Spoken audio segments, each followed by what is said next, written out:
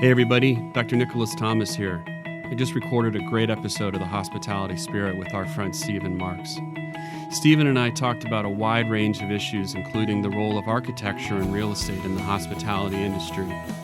We talked about some of our great experiences traveling abroad to Asia and Europe, global trends in the hospitality and tourism industry related to customer service and transportation infrastructures, particularly in Asia. We talked about Chicago as a hospitality and tourism destination and the need for businesses here in Chicago, especially in the neighborhoods around Chicago, to be genuine in what they do. I hope you enjoy this episode.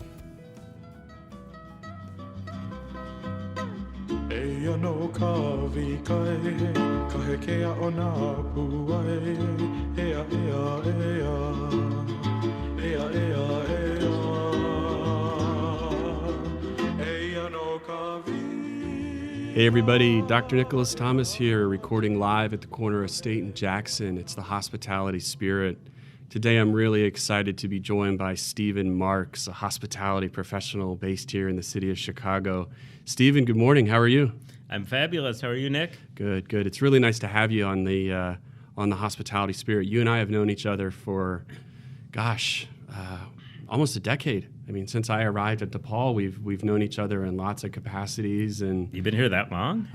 Yeah. Wow. I've been here, but I've had you in my classes. You're a member of our advisory board here, and you and I sat down for coffee and talked about a wide range of issues. So, when we formed this podcast, and there are so many topics that we can talk about, and there's almost an infinite amount, but I hope that we can start to cover a wide variety of them today. Excited to be here. Yeah. Why don't we start a little bit? Maybe just what's your current role? You've had lots of different opportunities in your life, and where are you at right now, and what are you doing? Yeah, right now I'm working for a Chicago-based firm, architecture and engineering and design firm called Epstein. Been in business about 98 years. Joined them about 9-10 months ago. Just as wanted to change, get out of strictly the real estate part of the hospitality business and focus on a firm that's been around forever, that's very respected, local, with a focus on hospitality, kind of using my knowledge of the industry and my contacts in the hospitality world to develop business for them, to be the face of Epstein, as they mentioned when they hired me, and trying to leverage those contacts into certainly business for hotels, but architecture work for other commercial segments, multifamily, office, and convention centers is a big push for Epstein as well. So just real quick, kind of clarify for those that are listening that don't really understand when you say architecture. I mean, what does that actually mean? This literally comes down to designing what the hotel looks like, and that could be a brand new hotel, that could be taking a hotel that maybe just needs a little bit of TLC. I mean, what does that entail? Yeah, pretty much all of the above. Some recent projects of Epstein. They converted a 1980s office building in Chicago, just off North Michigan Avenue, into a 5-star Conrad hotel. So that, again, was taking a portion of the building used for offices, turning it to hotel use. Another significant project for them, they did sort of the new programming for La Quinta, mid-scale, limited service hotels. They worked on 55 La Quintas in about a 2-year period. Structural work, changing the design standards, a lot of facade work on the exteriors to give sort of the new modern version of La Quinta presented to the outside world, and some structural work on the insides. So that's kind of a range of what they've been doing in the hotel space. Other, like you mentioned, kind of retrofits or just refreshes of limited select serve hotels here in Chicago, where they'll implement new brand standards or product improvement plans. Marriott or IHG or Hilton will come up with a plan. Hey, the lobby needs to look like this now, or the guest room, bathroom has to look like this. Epstein, has worked on a lot of those projects as well, just bringing the hotels up to current standards. Who determines those standards? Are those kind of, standards within the brand that are driven by the customers? Are those kind of global trends that we're seeing now that are kind of holistic through the industry? Are you telling them what those should be? Who comes up with those ideas? It's a loaded question. At the end of the day, it's the brand comes up with the standard. It may be through consumer research. It might be observing what consumers are doing, talking to owners, talking to developers. At the end of the day, I think the brands are trying to really maximize their revenue. And what's it going to take? How are they positioned in the market?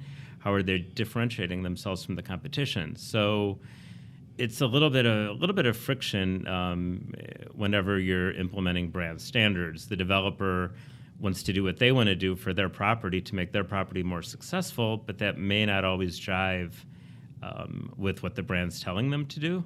And I've seen that firsthand being a managing member of a hotel up in Wisconsin. Sometimes you have to just swallow it and do what they tell you to do. You might be a McDonald's franchisee, and you might be able to make a better burger than McDonald's wants you to make. Well, don't be a McDonald's franchisee then. Go be an independent burger joint. So you have to really look at what the brand's trying to do. There is some give and take. Sometimes they'll give you a variance in certain design standards, but at the end of the day, the brand's trying to maintain their brand integrity, whatever that may be. How much is, so you kind of mentioned real estate there for a moment. I mean, that when I first met you, I mean, that was a big part, and it sounds like that still is really something that you're passionate about. And I think that there's, you went to hotel school, and we'll talk a little bit about kind of your experience in a little bit. But I mean, what is that, the real estate side of things? I mean, how much did that influence what you do now? And when if a student's really passionate about real estate, how can they take that passion and start applying it in the hospitality and tourism landscape? Great question. To me, hotels are really unique because they're partially real estate, but they're partially an operating business. That's really different from an office building or industrial building where you lease it up and then you're just keeping the tenants happy and watching when the leases come due and getting them to stay or renew or escalations.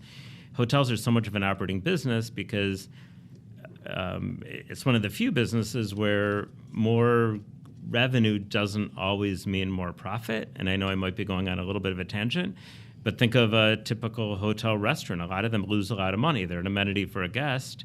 And just because they're bringing in more revenue to that restaurant, it doesn't mean that they're making money on that. They certainly might be, but there's a lot of instances where they're not. So again, hotels are so much more of just a piece of real estate. They're an operating business coupled with real estate, and that's what I think makes them really fascinating.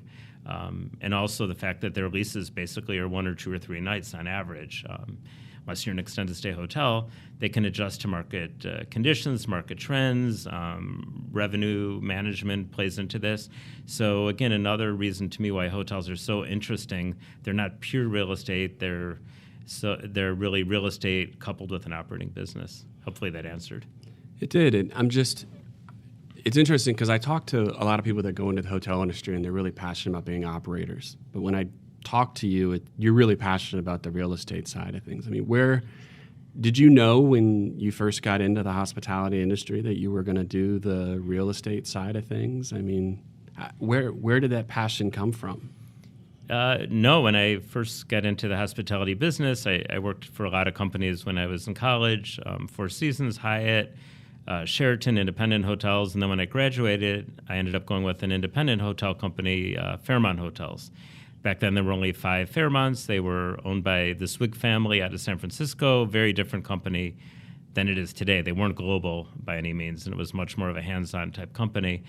So I thought I was going to be in operations forever. But after doing it a couple of years and wearing many different hats, including the owner's rep, where I worked between the developers, the owners, and the operating company, I started seeing other parts of the business other than operations, looking at mortgages. And just because your business is successful, does that mean you can pay your debt, pay your mortgage? And I started looking at other sides of the business, and that led me actually out of hotel operations for a long time, got me working for a few general commercial real estate firms that did not specialize in hotels. And then one day, I saw a company read about a company that was, coincidentally, their offices were across the street from my office in Chicago, and they were a hotel brokerage company. They were a startup company. There were 3 of us when we started. It was called Hotel Partners, and they grew to about 40 brokers. And that's when I started selling hotels and started talking to owners of hotels They might have owned other types of real estate, but I was focusing on hotels and started valuing hotels, understanding how to position a hotel for sale, and started selling hotels back then. So was that, where was that in the timeline of, so you also got your MBA, because you did your MBA here at DePaul, Blue Demons. Mm-hmm. So was that kind of, did the skills that you needed to be able to do that, were those things that you kind of acquired just through your work experience, or was that something that you really, your MBA gave you the skills to be able to go out and do that? I would say both, but the my MBA definitely helped with that. I was always petrified and disliked accounting and finance undergrad, didn't do well in it at Michigan State. Even though we were in the business college, I just never enjoyed it. And I didn't want to be afraid of it. I wanted to understand it, have a thorough understanding, maybe not embrace it or do it full time, but that's really why I came to DePaul. So I got sort of a double concentration in finance and entrepreneurship. So definitely learned a lot, made me not afraid of financial statements, accounting anymore, but it turned out to be very worthwhile for me. And the rest is history, as they say. Rest is history. The rest is history. So, but part of that also, you and I have talked at length about students not being afraid to leave operations, to venture out into whether it's real estate, but also maybe venture out into this idea of being a consultant and helping businesses solve problems that they might have. I mean, and it's not completely unheard of that a student will want that. I don't know if I necessarily hear that a lot at the undergraduate level, but at the graduate level, I often hear students say, I want to be a consultant. I mean, what does that mean to you, and what sort of skills would a student need to have to pursue that? I think consultant to me is such a misunderstood word or career path. A lot of people want to be consultants because they don't want to work the hours associated with a hotel or a restaurant or a convention center. But to me, that's not a great reason to want to be a consultant. You need expertise to be a consultant in something. And I still think the best way to do that, especially in the hotel industry, is you have to work in a hotel. You have to understand what each employee does, how to relate to them, what their challenges are. There's just thousands of things you can get out of working in a hotel. And once you do that for a while, if you want to be a consultant, go for it at that point. But, the other part of it, too, is you're never going to get the respect from the people you're consulting for if you haven't done it. Mm-hmm. How can you sit down and interview a general manager if you've never done either what they've done or worked in a hotel if they're working in one? Once you can talk the language, you have the lingo down, they're going to open their mouth a lot more and respect you a lot more.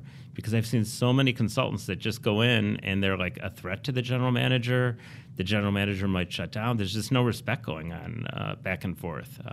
So to me, operations is really important if you want to be a successful consultant in the hospitality business. And there are exceptions to that, but to me, it's just sort of a no-brainer. You're not going to go into consulting and then back in operations a lot of times. You certainly might, but that's not always what people do. So if you want to go into consulting, I think you have to understand why you're doing it. Is it to avoid something else? Is it because you're really passionate about some specialty?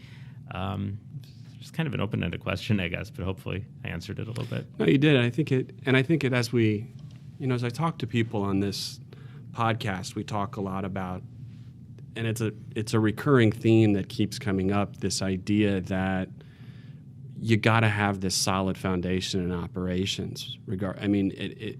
Whether you want to go into senior leadership or you want to go out and you want to start your own business one day or you want to go out and do the consultancy route, it all keeps coming back to this common kind of trait of this solid foundation of work experience that you have to have. And I think many people will argue that the sooner you can do that, the better. That whether it's during your undergraduate degree or immediately following your undergraduate degree, the sooner you can get out there and start getting that work experience, the better. And we've said on this show, and I think in other arenas, that work experience doesn't replace education and education doesn't replace work experience. They're two completely separate things. That in the classroom, you're going to learn a lot of really critical things, like, to your point, the accounting and the finance related stuff. You're going to learn how to read a balance sheet and do those things. But in the actual work environment, you're going to learn how to deal with customers. You're going to learn about what it's like to critically think and problem solve. So you got to kind of have both of those worlds to make yourself the most holistic, well-rounded person possible at the end of the day. Agree with that. And I think, even though you didn't ask, I think a big part of that is, DePaul, do you have an 800, 900-hour work experience requirement, something like that? Most hospitality, we don't put a work experience requirement on it necessarily. No, it's okay. But and what we do find is that most of our students do work already. As a part of the degree for the majors, we require 2 internships. It's not uncommon to see a hospitality program that has a work experience requirement. But to me, work experience requirements are always kind of funny things because I've always argued that it's about quality, not quantity, when it comes to work experience. That, I remember at other universities that I'd be there and someone would come to me with a piece of paper and say, well, here's verification of my work experience, and it's a total, I would look at it and we could just say that the quality of that work experience wasn't necessarily good, and they're saying, well, this is going to count for 500 of the 1,000 hours of the work experience, and say, well, if you really think that you learned a lot in that, great. Whereas I could say the internship that I did, well, maybe it was only 150 hours, but you know what? It was rotational. I shadowed the GM for that 150 hours. I went to the XCOM meetings. I got to see day in and day out what he or she did. That was an extremely important, valuable experience. So kind of quality versus quantity when it comes to that. Interesting. So it sounds like most DePaul students have work experience. It's encouraged that they get work experience. Maybe it makes them more marketable when they graduate. So they're having their work experience. It's just not a requirement. And it sounds like a lot of students are ending up getting really quality of work with what they're doing, as opposed to doing the same job for 400, 500 hours where the learning curve might be diminished. Yeah, and I think, it's interesting because I think what also we find I've always kind of believed that during college, I was talking the other night in class with some students about this idea of career experimentation. It was a group of international students, and we were talking about some of the best, the keys to success in MBA programs. And we were saying that one of the ways to be really successful during graduate school is kind of career experimentation, to think about lots of different things that you could do with your career and experiment with what might work and what might not work. And I think that idea of experimentation really applies in all of college. That's kind of what college and being a student is about, and trying lots of different things. And I really want to support students in that process. And it's okay to try something, and that's really why I think it's interesting and beneficial that we require multiple internships. And I think students sometimes get a little, not nervous, but they're a little shy and embarrassed when they present their resume at their graduating and they see lots of jobs that might only be for a really short period of time while they're in school. And I say, well, that's okay. That's kind of what part of being a student is like. It's about experimenting to find what's the best career path for you. Because I think when we go out and we talk to industry and we look at 6 months post-graduation and we see that turnover rate, and we say to people, well, why did you leave the industry 6 months after graduation? The majority of people, and this is what the research tells us, that says they didn't have a really good understanding, a really good realistic preview of what the industry was going to be like or what their job was going to be like. And if they can get that while they're in school, I think it'd be a really beneficial thing.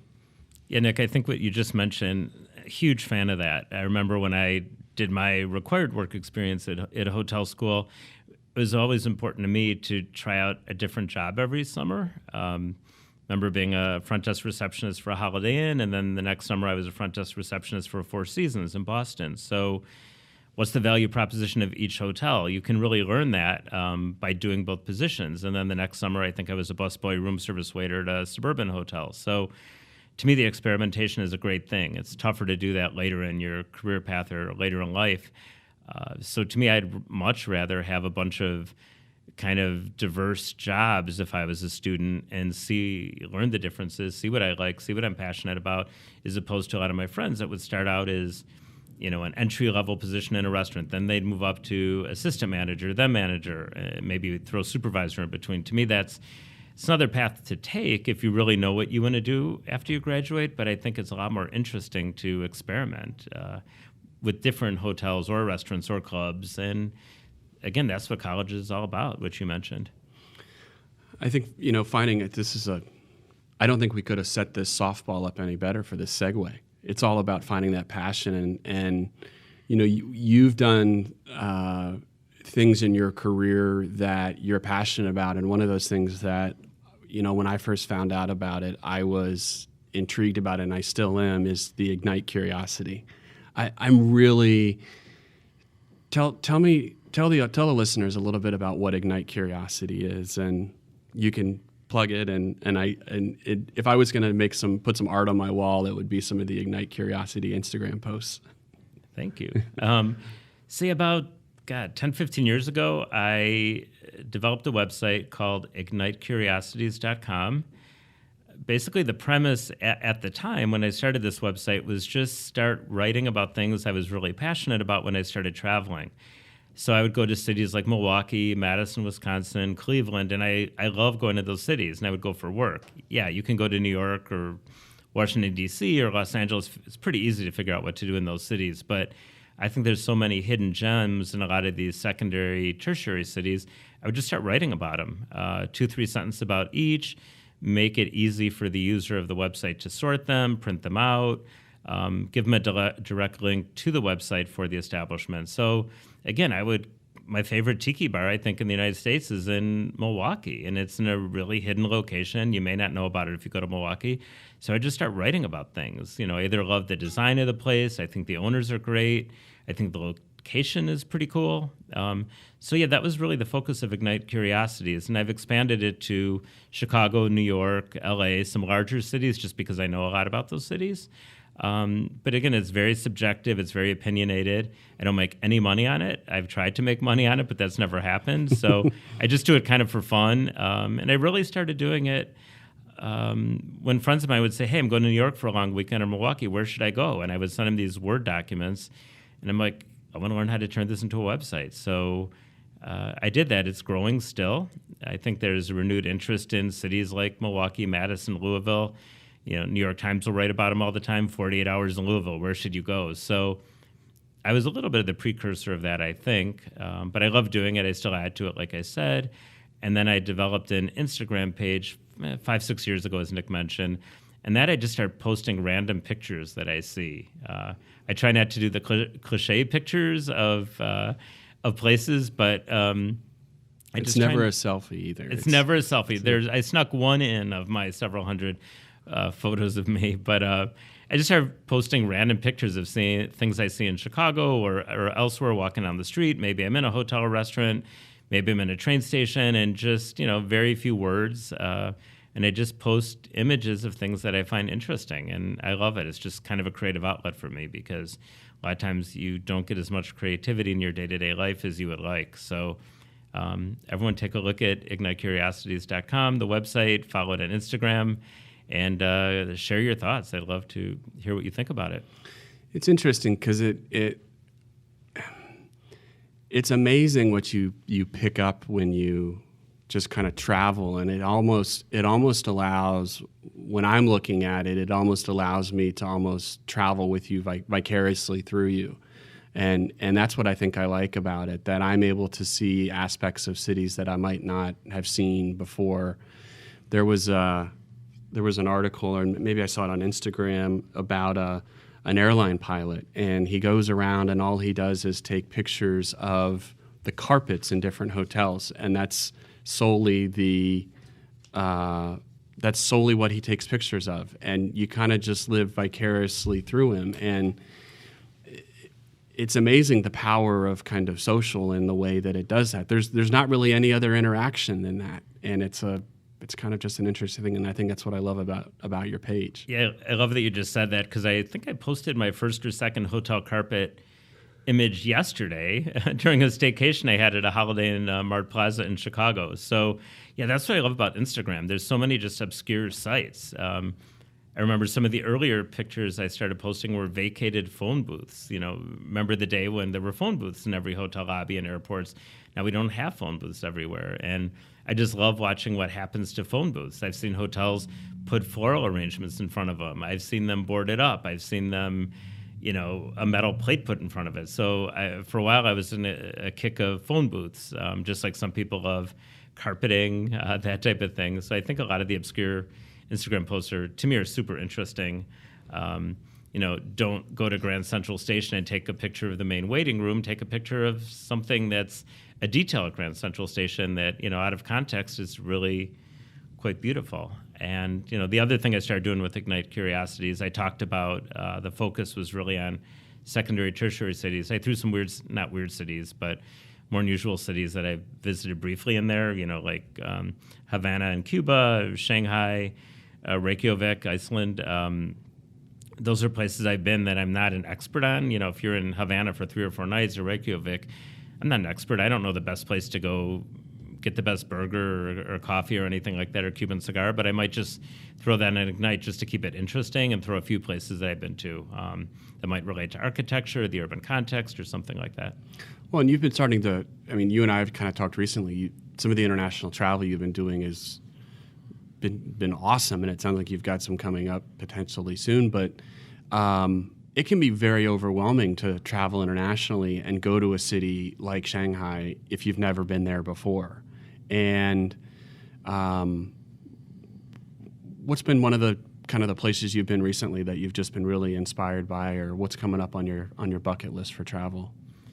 Yeah, Shanghai was just sort of mind-boggling when I went there. That was about 1.5 years ago, so it wasn't that recent, but I went there to teach a course. I think we even talked about it a little bit because you've been there before, but that was just all the guidebooks and websites to visit just didn't do it justice. Just the kind of chaos or the lack of English that's spoken, or just navigating a subway or trying to get coffee at breakfast. It was just a lot more challenging than I expected. And I've been to Thailand, I've been to Laos, I've been to Vietnam, I've been to a lot of places, and that was many years ago, but Shanghai just blew my mind about the complexities and the energy and a lot of other things. Speed, and I think that's kind of been with the guidebooks. Like you go get a guidebook, and I flip it open, and it says, 2015 and 16, and even though that's only 2 to 3 years old, the speed at which these cities, these mega cities around the world are growing, it just doesn't. It can't do it justice. And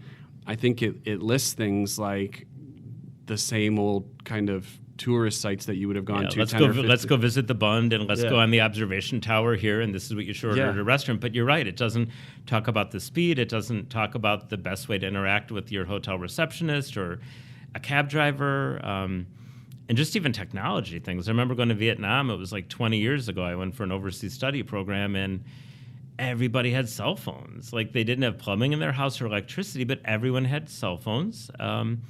And we didn't back then. Maybe it was 25 years ago. I'm dating myself, but that doesn't come up in the guidebooks at all. Well, yeah. If you show up in China and you don't know what WeChat is, or you can't scan a QR code, you're lost with technology. And if you go to Europe, that's just how people communicate with one another. And the guidebooks aren't going to say that. And take hotels, for example. There's been such an influx of Western hotels in Asia, China specifically, and the service levels are very different, and it's just a completely new experience for many of the people working there. And the Western hotels there are also very different than they are here, and the service standards that consumers from the West might expect when they go to Asia and they see those hotels, it's a very, very different experience. What's one of your favorite experiences that you've seen with, you travel a lot more than I do. What's something you've seen overseas that just blew you away that you've never seen in the U.S.? I think one of the things with hotels particularly, No, I think one of the things that probably still sticks out in my mind that's blown me away in China, at least, is the speed and the efficiency of rail travel and how they, in China and Hong Kong and in Europe, they've just got high-speed rail travel down. And we just don't have it down here in the U.S. We talk about it. We do it in certain parts of the country, but that's about it. Yeah, I mean, I grew up on the East Coast of the U.S. I get it. I would go from New York to Washington, D.C. I get that you take the Amtrak, and that's better than taking the Delta shuttle or the shuttle from National up to JFK. But you can literally go and you can travel 300 kilometers an hour in a high-speed train in China. You show up at the train station 20 minutes before, walk right onto your train. It's a big business class style seat. The bathrooms are clean. It's comfortable. It's quiet. It's amazing. In Shanghai, 15 different rail lines. They run on time. They're immaculately clean. The high-speed rail mass transit has just blown me away over there. I think probably another thing that's blown me away is the strength of the Western hotel brands in Asia. The level of service is very high, and the quality of service is very high. Even the most what we would consider kind of a mid-level brand here in the U.S., kind of a mid-scale, even an economy scale brand. Over in Asia, the quality of the product is very high. The physical, the tangible things in the guest experience are really high quality. The quality of the F&B is good. The service is good. The training is high quality. I've been really, really impressed with that.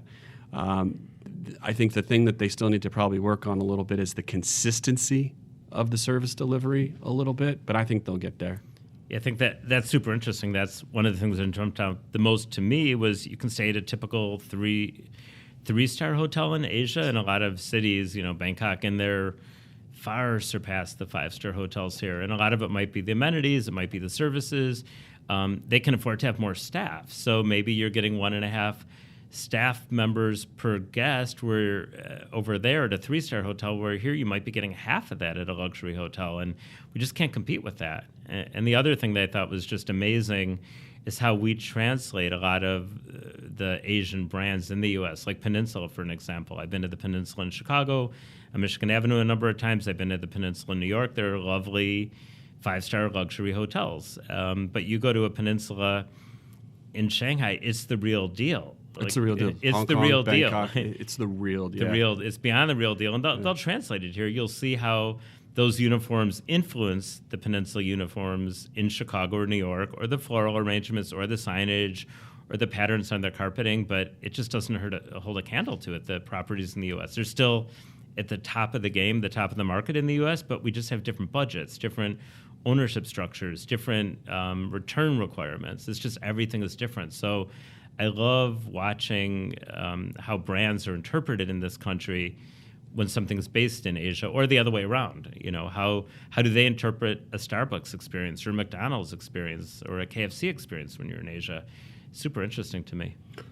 What makes me really optimistic and really happy, though, is that there is a greater willingness on the part of people in Asia to travel here to the U.S. I mean, here in Chicago, we see a huge spike in the number of Chinese travelers coming to Chicago. But we also see a greater willingness of people here in the U.S. willing to go abroad. Like we do an Asia study abroad here in the school, and we'll do 3 cities. We'll do Hong Kong, Macau, and Singapore. And it's a great trip. And it's funny you mentioned the Peninsula. I mean, one of the stops that we'll do on that trip is we'll actually take the students to the Peninsula and show them, and we'll walk them into the lobby and say, this is the real deal. Like this is what the pinnacle of hospitality and luxury looks like. And yeah, it's a brutal 13, 14-hour flight to get over there, but they're excited to go over there. There's a willingness to try the food. There's not a fear. And I think students are much more willing to do that than they maybe were 5, 10, 15 years ago. And that's what excites me, because when I think about the future, that these are the future leaders who are going to work in the hospitality industry, they have to have that willingness to be mobile. They have to have that willingness to go work abroad. You know, when the recruiters come in here, and we tell our students all the time, say you're willing to go anywhere to go to work to the students, and because they really need to be willing to go anywhere. Yeah, I do see that a lot too, especially with, I think, didn't we have a record number of tourists in Chicago in 2018? I think something like that. I think we did have a record number of tourists, and a lot of them were Asian, and I get to interact with a lot of tourists in Chicago. I give architectural walking tours with the Chicago Architecture Center, and just when I'll have tourees from LA, New York, suburban Chicago, and Asia or Europe, it's just really interesting the different types of questions that everybody has, or what they're observing, what's going on in their mind. And there is this willingness to open your mind more when you're out of your comfort zone a little bit more. I mean, you know, the questions you get from locals are really basic and boring, and I don't want to put them down, but you can do a Google search pretty quickly and get the answers to them, where you'll get people from further away places in other countries, even Canada and Mexico, and the questions are just more interesting to me. Like what? Like what kind of questions are you? I knew you were going to ask that. And I don't have a good answer, but no, you might. Someone in Chicago, well, why did the architect of the Chicago Board of Trade building put this here? Well, he felt like it, just because there's no answer for it. If the architect were around, you know, of these 80 and 90-year-old buildings, they wouldn't even have an answer for. People want answers like that. Or, you know, was the building really completed in 1921 or 1923? Well, look it up. Why does it matter? Where, I don't know, people from other countries are much more interested in the stories behind buildings. You know, why were people afraid to take the elevator up in the Rookery building in Chicago, landmark building? That's what someone from Asia asked me once. Well, they were afraid because it was not a typical masonry building. It was steel skeletal building. They thought the building might fall down. They were afraid of going in an elevator, this closed-in gadget that they were nervous might fall. So they'll ask like kind of more open-ended questions, I guess, or more thought-provoking questions.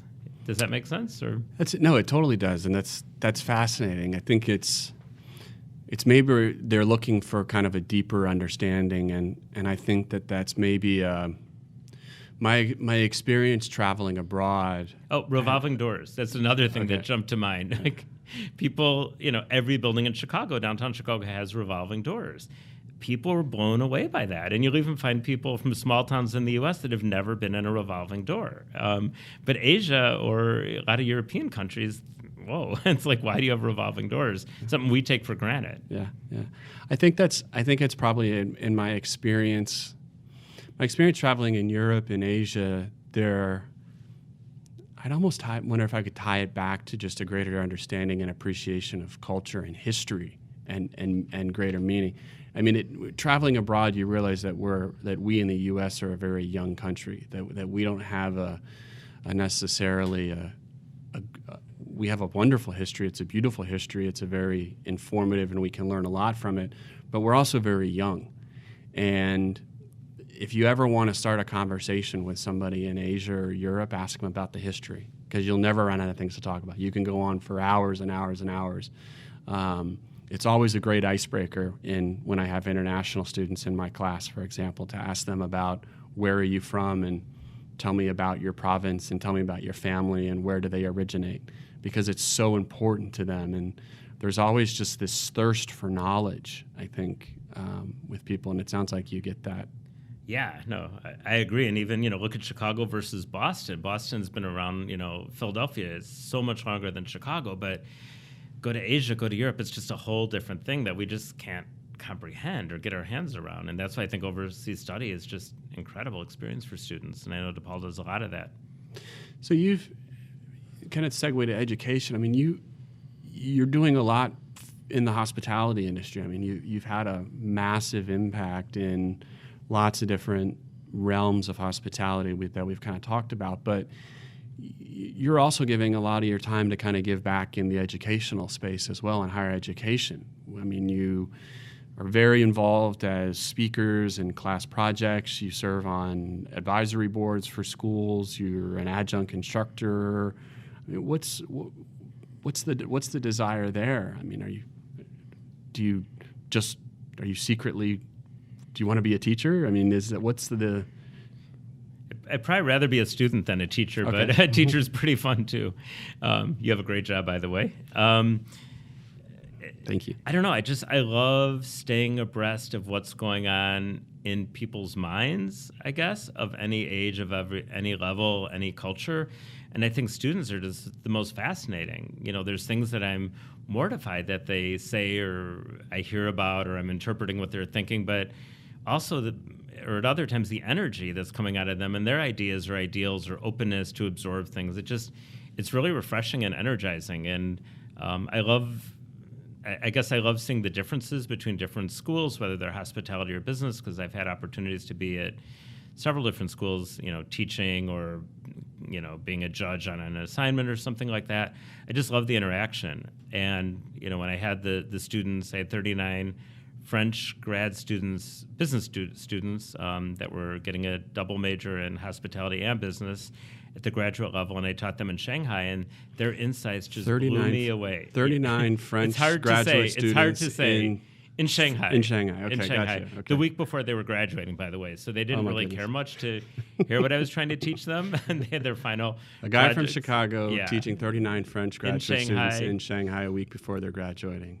Toughest job in the world. At a university building, 5th floor, walk up, 100 degrees. No elevator. No elevator, no air conditioning functioning, and the internet didn't work.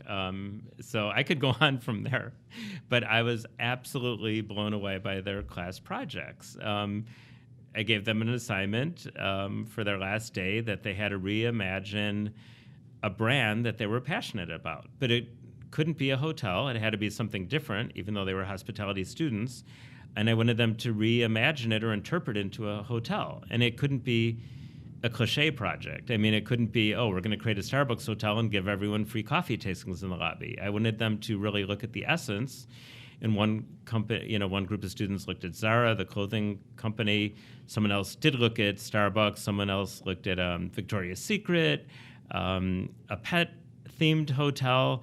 And I was blown away by what I saw, the creativity, the ingenuity. I felt like these students got branding and strategy more than most people do at the C level in the U.S. And I shouldn't be saying that probably, but I don't always like to say what's politically correct, but just blown away by some of the insights. And we even went over a lot of prototyping of some of the new hotel brands, a lot of the select serve brands. And the students were like, we've been doing this in Europe since the 80s and the 90s. And how do you build a brand around a pool table in the lobby or I have to watch or an apple, say.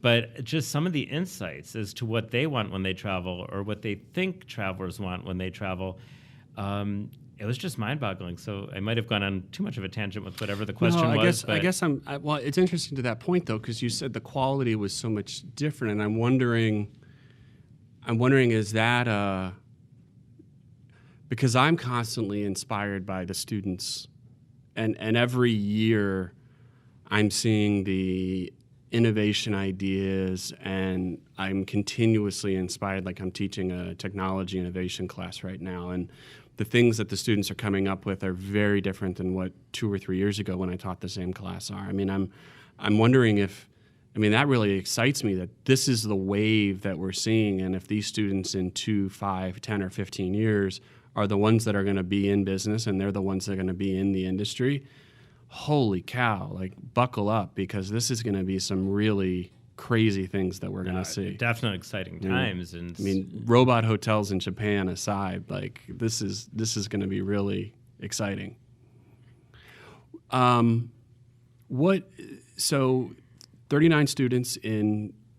39 French students in China. I can only imagine this is hard to say. It's hard. But you've also kind of been involved in, and that's kind of in a teaching capacity, but then you've also kind of been involved in advisory boards and guest speaking here in Chicago. What's kind of your, and that's at all different levels. You've done it at the undergraduate and the graduate level, and so I kind of want to maybe turn our focus back to Chicago for a little bit. I mean, this is a fantastic hospitality town. What are some of the trends that you're seeing here in Chicago? I mean, we're continuously evolving as a town. We're continuously growing as a town. What are some of the trends that you're seeing here in Chicago from a hospitality and tourism standpoint? I think a lot of what we're seeing in Chicago is mimicking what's going on in a lot of other major cities in the U.S. We're getting a ton of new hotel development, but they're mostly in the 2 to 3 to 400 room limited and select service segments. We're not seeing a lot of huge convention center hotels anymore. We got the Marriott Marquis opened up a year or two ago, but prior to that, when's the last time a large 1,000 room plus hotel opened up? So some other cities you are seeing more large convention center hotels like Louisville, Nashville, but Chicago, we're getting a lot of the smaller hotels. I think it's something that makes us unique. A lot of it's developer and brand driven, where Hilton or Marriott or Hyatt or many of the other brands come up with something new, and they have to penetrate a market. So you're seeing a lot of niche players in Chicago. You're also seeing a lot of neighborhood hotels in Chicago, which is super exciting. I remember 15 years ago, when I was being a hotel real estate broker, you couldn't get anyone to buy a hotel in Lincoln Park in Chicago or Wrigleyville or Bucktown, any of these neighborhoods that have become hip. And they were hip 15 years ago, but no one wanted to take a risk. Now you're seeing hotels in all of these markets. Mm-hmm. You know, the Roby Hotel in Bucktown. There's a company called Holiday Jones that opened up it's called Fieldhouse Jones in the River North neighborhood of Chicago. You're seeing hotels that are 30, 40, 50 rooms. You're seeing hotels that are bunk bed hotels or hostel combined with conventional hotel. And you're seeing it in other cities, but I feel like there's a lot more experimentation going on in Chicago right now than ever before with lodging product. And that's really as a result, I mean, based on the demand of the traveler. I mean, the consumer is looking for that more authentic neighborhood experience. They don't necessarily want to stay.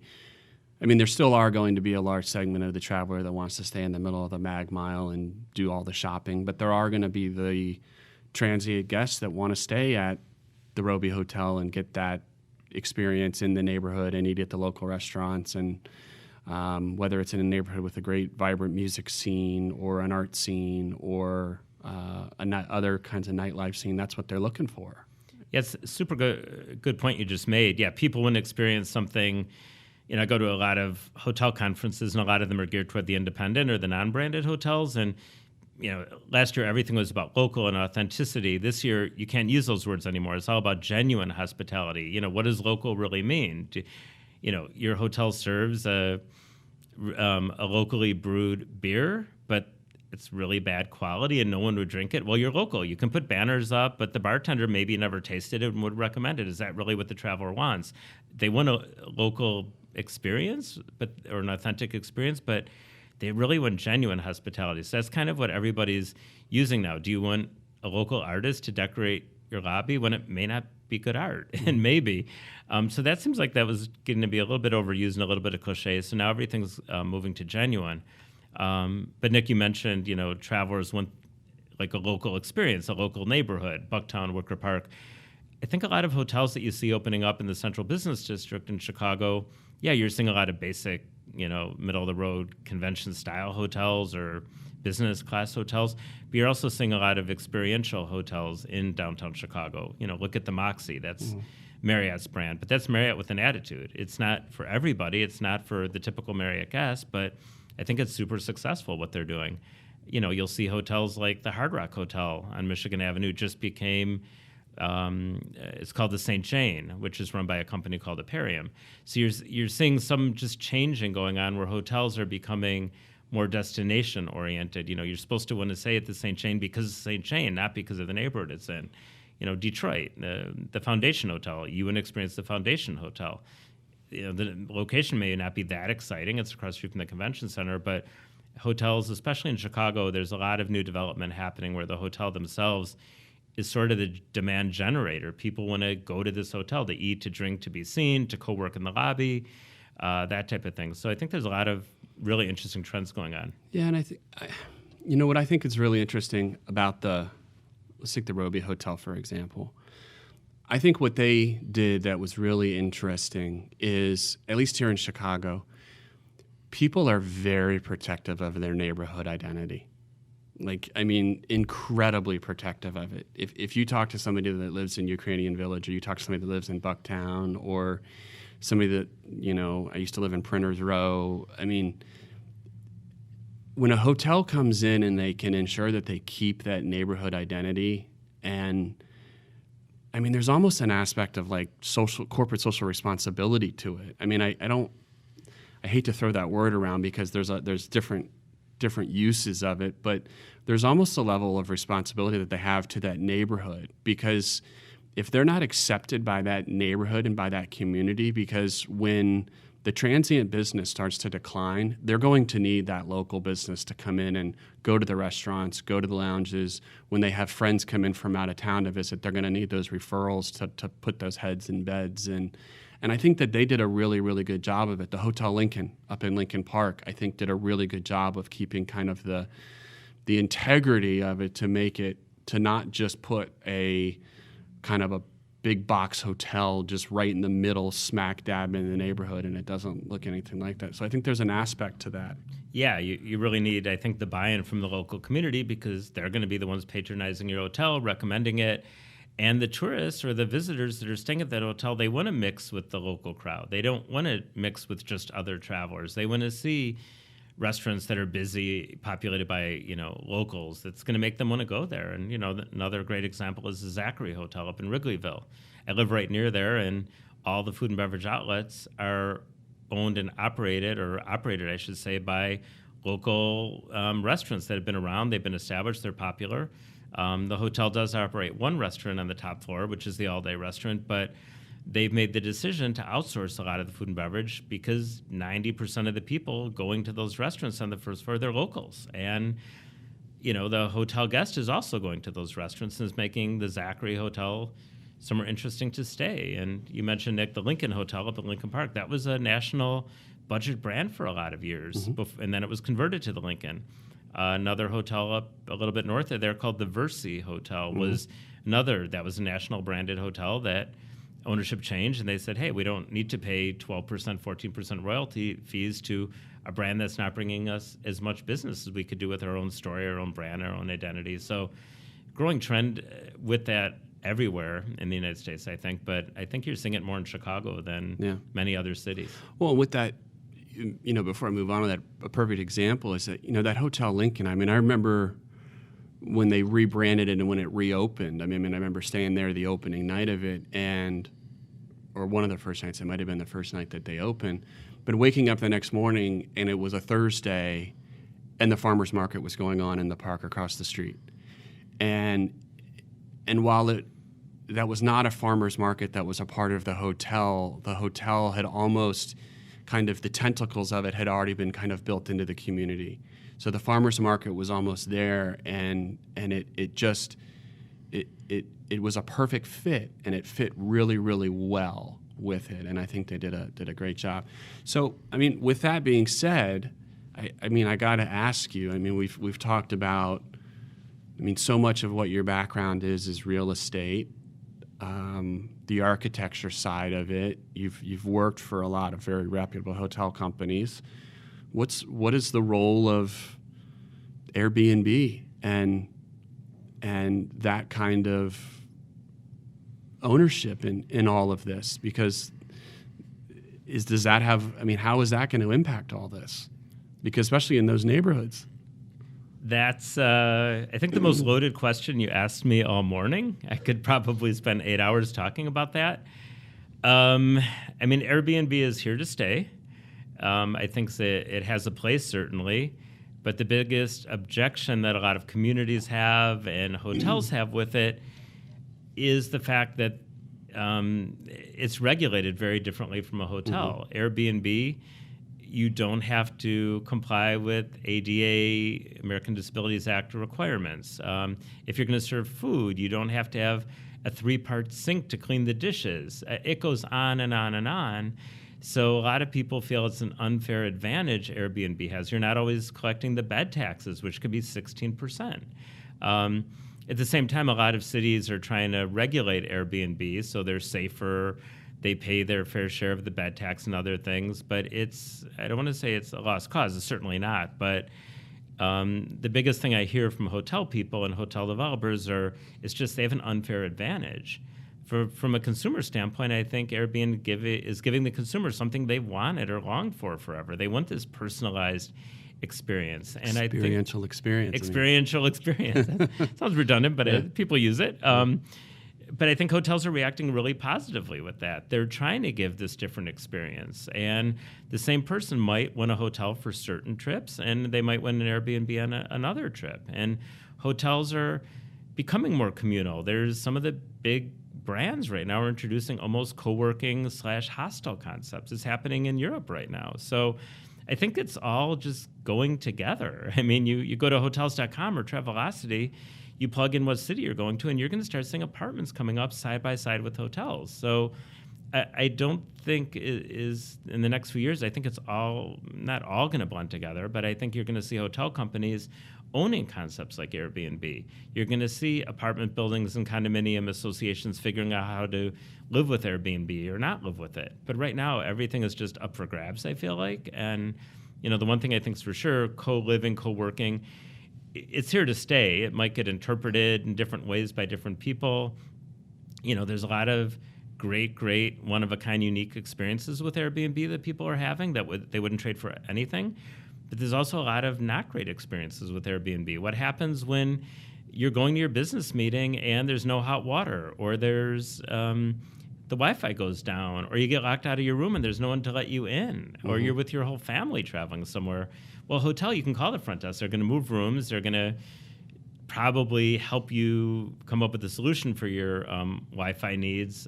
Something breaks, they're going to fix it. You have a noisy neighbor, security is going to come up. Sure. So they both have their places, I guess. Again, I don't know if I answered your question or not, but it's something I'm very passionate and interested about. Well, and I think what we're seeing, and we'll end on this. I mean, I think what we're really looking at is and I hate to say this, but it's kind of a wait and see, because you're waiting for this intersection and this triangulation of the regulatory aspect of it. You have the demand of the traveler, be it business or transient. You have the technology aspect coming in.